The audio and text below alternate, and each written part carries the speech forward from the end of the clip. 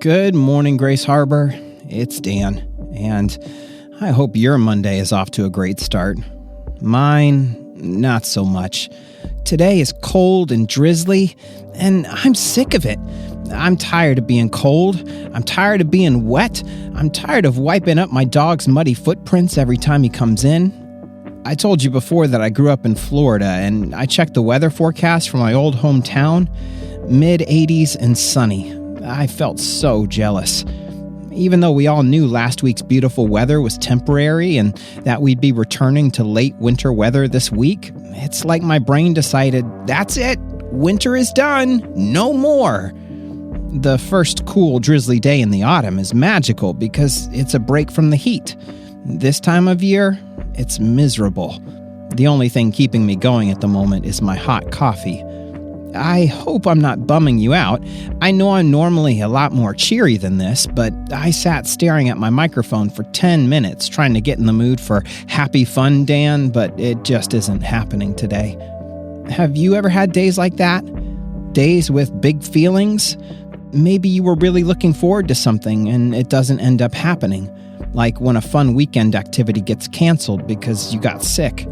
That can be disappointing. Maybe it's a day when the people around you are really bugging you, or a day when it feels like nothing is going your way. Why don't you take a few moments as a family and reflect on a time when you were experiencing big feelings that aren't so fun? What was going on, and how are you feeling? If you need more time, you can pause the podcast, and I'll be right here when you get back.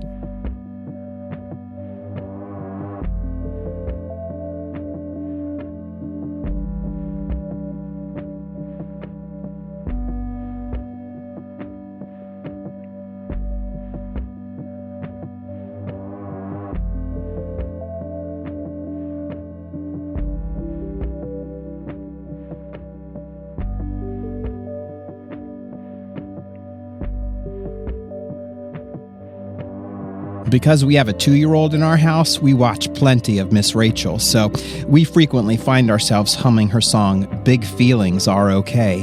When I was that age, my television teacher was Mr. Rogers. He too has songs and poems about emotions, and one of them was called, What Do You Do With the Mad That You Feel? I think they're both onto something. It's totally natural to have big feelings. Everyone has times when they're mad, sad, scared, frustrated, or embarrassed. We don't need to pretend that we don't have them or try to stuff them away so no one can see them. What matters is not that we're happy all the time, but rather what we do when we have big feelings. I think we've all probably done things or said things when we were mad that we later wished we hadn't.